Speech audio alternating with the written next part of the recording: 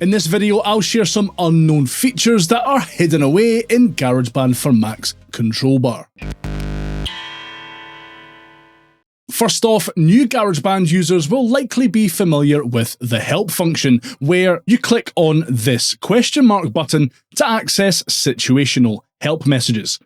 You can actually right-click or long left-click on this button to choose whether these tips will appear in a resizable floating window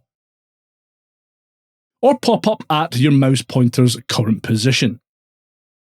You can right-click on the name of your current project at the top of the control bar to open the file browser. You can then find a different project, for example, and open it directly, or locate samples or MIDI files that you have saved to your Mac and drag them right into your GarageBand workspace. In GarageBand's LCD, you can do things like change the project tempo here, and change your project's key signature here.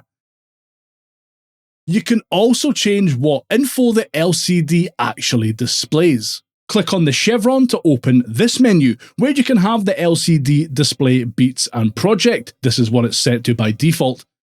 Beats and time, just beats, or just time.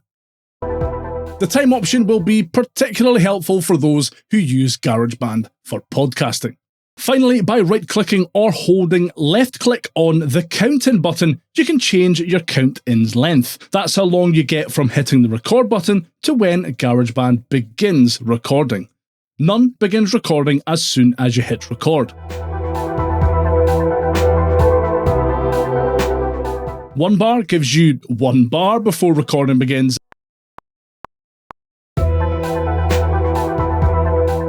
And 2 bars, you guessed it, gives you 2 bars before recording begins.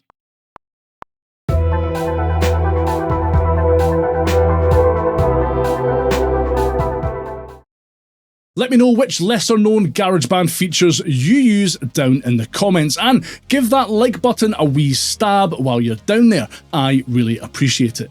And if you've still got time, watch this video next to discover what GarageBand settings you need to change ASAP.